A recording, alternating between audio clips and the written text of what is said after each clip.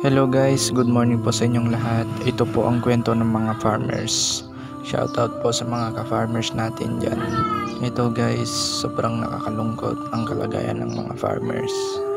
Tingnan naman guys, unti-unti po namin inahon yung mga mais sa taas dahil lubog na po sa baha.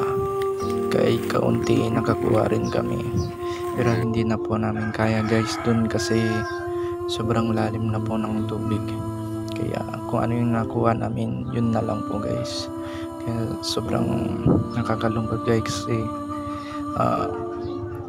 kalahati lang po ang naani ng aking pinsan. Kaya guys, kung sino man makakapanood na itong video, sana tulungan natin mga farmers guys.